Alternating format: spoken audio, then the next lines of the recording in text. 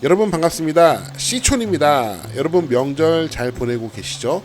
이번 영상에서는 시골이 얼마나 불편한지 한번 여러분과 이야기를 해보려고 하는데요.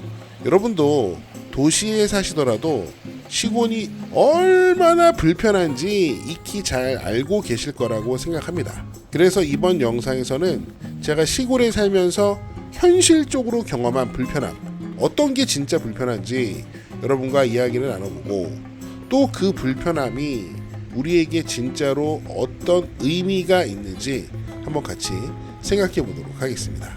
여러분, 제가 시골에서 벌써 8년차가 되었습니다. 짬이 좀 됐죠. 제가 8년 동안 시골에 살면서 이거는 진짜 불편하다 1등으로 꼽은 게 바로 도시가스가 없다는 점입니다. 우리나라에는 전기가 없는 시골은 거의 없죠. 물론 전기가 없는 시골 산구석에 사시는 분들도 계시긴 할 텐데 그렇게 그 수가 많지는 않을 것 같아요. 반면에 도시가스는 시골 대부분 지역에 공급이 되지 않습니다. 그렇기 때문에 다양한 방식으로 겨울 난방을 해결을 해야 됩니다. 저희 어머니 집 같은 경우에는 안산시 대부도인데 심야전기 보일러를 사용하고 있습니다. 여러분, 요즘에 전기료가 비싸가지고 심야전기 사용하는 분들이 부담이 아주 크다고 합니다. 그런데 다행인 점은 저희 어머니 집은 태양광 발전기하고 태양열 온수기가 꽤나 대규모로 설치가 되어 있어서 전기료가 많이 세이브되고 그나마 편리하게 난방을 사용하고 있어요. 그러니까 저희 어머니 같은 경우에는 시골에서 전원주택 생활을 하시지만 그래도 도시가스가 없음에도 불구하고 약간 편리하게 난방을 하고 있는 시스템이고요. 저는 완전 반대인데요. 저희 집은 기름 보일러하고 화목 보일러를 혼합해서 사용하고 있습니다. 원래는 기름 보일러만 사용하고 있었는데 이게 기름값이 너무 많이 드는 거예요. 부담스러워가지고 화목 보일러를 추가로 설치를 했습니다. 이런 식으로 이제 난방을 운영하니까 난방비가 많이 들진 않습니다. 아주 추운 한겨울에 한 달에 한 25만 원 정도 난방비가 드는 것 같아요. 난방비는 저렴한 편이지만 제가 이 연료를 수급하는데 기름하고 나무가 필요하잖아요. 이 연료를 수급하는데 제 몸을 좀 갈아 넣고 있는 편입니다. 물론 아직까지는 제가 상당히 젊기 때문에 운동이라고 생각하고 재밌다라고 생각하고 긍정적으로 연료를 제가 직접 수급하고 있는데요. 제가 좀 더 나이가 들고 힘이 좀 딸리고 그렇게 된다면은 생각이 아마 변할 수도 있을 것 같아요. 아무튼 도시가스가 없는 시골에 살기 때문에 항상 이 연료 생각을 하고 있어야 돼요. 언제쯤 나무가 떨어지면 어떻게 준비를 해야겠다. 언제쯤 기름이 떨어질 것 같으니까 어떻게 준비를 해야겠다. 그런 생각을 도시에 산다면 할 필요가 없잖아요. 그런데 시골에서는 그런 계획을 세우고 항상 머릿속으로 생각을 해야 되니까 그 생각하는 것조차도 좀 불편함으로 느껴질 수 있겠죠. 아무튼 제가 봤을 때는 시골에서 도시가스가 없다는 점, 그래서 난방에 대해서 스스로 해결 방법을 찾아야 된다는 게 가장 큰 불편함인 것 같은데, 제가 가만히 보면은 심야전기 보일러나 지열 보일러 같은 경우를 태양광 발전기와 잘 혼합해서 사용하는 분들이 그래도 제일 편하게 사용을 하고 계신 것 같더라고요. 제가 생각하는 시골의 두 번째 불편한 점은 이것도 굉장히 불편한 점인데요. 대중교통이 거의 없다는 점입니다.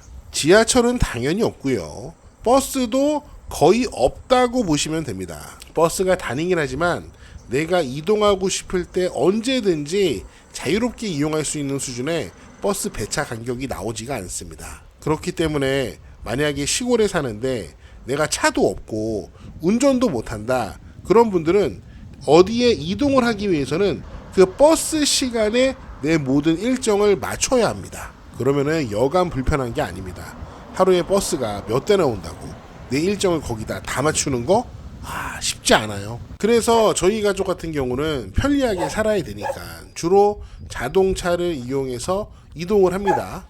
제가 자동차 기름값을 쓰는 걸 보니까 도시에 살 때보다 한 2배 정도는 기름값을 쓰는 것 같아요. 왜냐면은 이 자동차가 우리 가족의 유일한 이동수단이나 마찬가지니까요. 그런데 여러분 그거 아세요? 가끔 타기 싫을 때 있잖아요. 운전하기 싫을 때. 그럴 때 대중교통이 있으면 참 좋은데 저희 가족은 대중교통이 없으니까 차 타기 싫을 때는 그냥 걸어버립니다.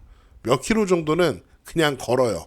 애들도 어리고 저희도 젊으니까 그냥 운동 삼아 걷자. 좋잖아.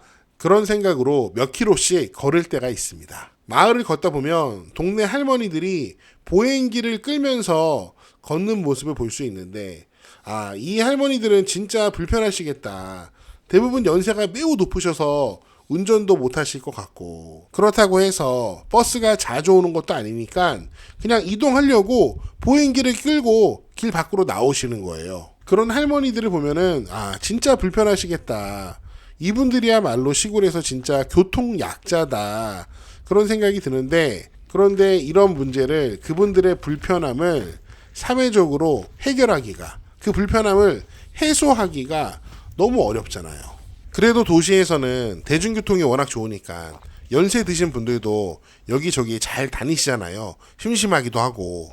반면에 시골은 대중교통이 거의 없다시피 하니까 운전을 못 하시는 나이 드시는 분들은 진짜 거의 하루 종일 집안에 꼼짝도 못하고 계시는 게 저는 참 많이 안타까운 것 같습니다. 시골의 세 번째 불편함은 젊은 사람들의 불편함인데 시골에는 배달 음식이 없습니다. 배달 앱이 없어요. 물론 저희 동네에서도 배달 앱에 들어가 보면은 배달이 되는 식당이 딱 2개가 있습니다. 거기에 등록되어 있는 업체가 2군데밖에 없어요. 그래서 이것저것 편하게 시켜 먹을 수 있는 환경이 아닙니다. 그러니까 삼시세끼를 거의 다 집에서 직접 해 먹어야 돼요. 이게 불편한 사람한테는 엄청나게 불편할 겁니다. 물론 이게 불편하지 않은 사람도 있죠. 저희도 도시에 살 때는 아내가 밥하기 싫다, 만사가 귀찮다 그러면은 그냥 배달시켜 먹거나 아니면 아파트에서 조금만 걸어 나가도 사 먹을 수 있는 식당들이 너무 많잖아요. 그렇게 끼니를 자주 때우곤 했습니다. 그런데 보시다시피 여러분, 이런 시골에서는 그런 게 불가능합니다. 딱 하나 저희 동네 짜장면 배달이 됩니다. 마을에 중국집이 몇 군데 있는데 그중 한 군데 사장님이 직접 배달을 하세요. 옛날 방식으로. 그런데 이제 시골이다 보니까 오토바이로 배달하는 건 아니고 자가용으로 직접 배달을 하시는 사장님이 있습니다. 너무 감사하죠. 제가 여기까지 시골에 사는 3가지 불편함을 말씀을 드렸는데 여러분 어떻게 들리시나요? 시골 생활이 진짜로 불편해 보이나요? 시골이 불편한 것은 사실입니다. 그거는 변하지 않는 사실이에요. 도시랑 비교를 하면은 천지 차이, 비교가 되지 않을 정도로 불편한 게 시골이에요. 하지만 시골에서는 그 편리함을 빼앗긴 대신 다른 것을 많이 얻을 수 있습니다. 그러면 시초나 그 편리함을 포기하는 대신 너는 무엇을 얻었냐? 무엇을 얻을 수 있냐? 참 많은 것을 얻을 수 있는데 제가 간단하게 설명을 드리겠습니다. 저는 시골에서 여러분이 얻을 수 있는 가장 좋은 것이 바로 고요함이라고 생각합니다. 그게 뭐야 시초나 생각하실 수 있는데 제가 아주 극단적인 예를 하나 들어볼게요. 제가 2005년도에 아프리카를 간 적이 있어요. 아프리카에서 1년 동안 자원봉사를 했거든요. 한 번은 서부 아프리카에 있는 라이베리아라는 나라에 갔어요. 2005년 당시 그 라이베리아는 내전이 종결되고 바로 직후 상황이었어요.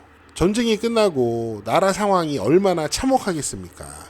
당시 수도 몬로비아에도 전기가 없었거든요.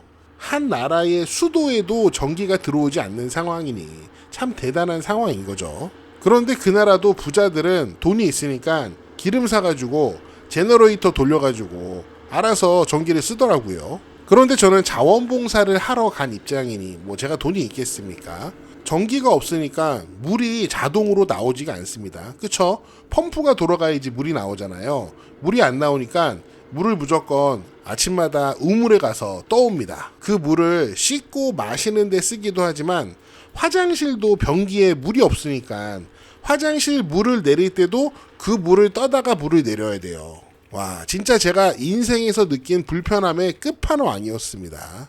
군대에서도 그 정도는 아니었거든요. 저녁이 되면은 전기가 없으니까 불이 없잖아요. TV도 없고 아무것도 없습니다.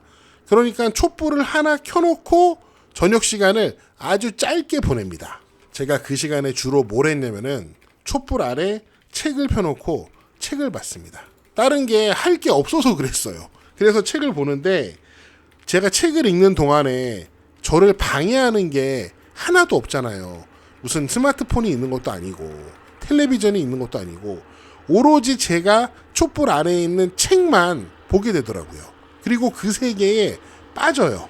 그 굉장히 불편한 와중에 제가 무엇을 느껴야 되면은 야, 이게 진짜 자유다.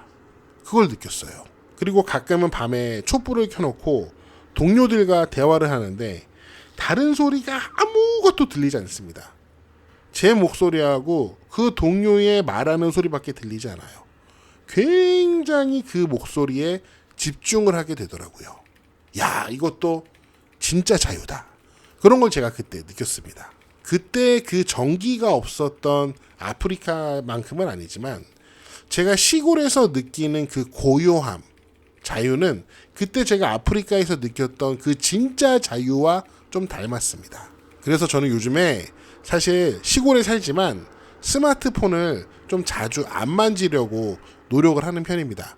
예전에는 집 안에서 다녀도 주머니에 스마트폰을 넣고 다녔는데 요즘에는 집 안에 있을 때는 그냥 제가 일하는 책상에 올려놓고 쳐다보지 않으려고 좀 노력을 하는 편입니다. 이상하게 다른 건 안 그런데 TV 같은 거는 안 그런데 스마트폰 한번 만지면은 제가 저를 보니까 아무 의미 없이 화면을 터치하면서 뭔가 의미 있는 정보를 얻는 것도 아닌데 거기에 묶여 있는 것 같은 느낌이 드는 거예요. 그러니까 2005년에 아프리카가 딱 떠오르더라고요. 그런데 시골은 분명히 도시보다는 우리가 그 진정한 고요함과 자유를 누릴 수 있는 환경을 좀 제공을 해주는 것 같아요. 여러분 여기 제가 일하는 창문 밖을 보십시오. 진짜 아무것도 없잖아요. 저는 이 고요함을 그리고 이 고요함이 주는 자유를 정말 사랑합니다. 그 대신 불편함을 얻었죠. 네, 오늘 제가 준비한 내용은 여기까지고요. 시촌 영상 열심히 제작하라고 후원해 주시는 분들 정말 감사합니다. 시골에 사는 저에게는 정말 큰 도움이 됩니다. 여러분은 시골의 불편함 어떻게 보셨나요?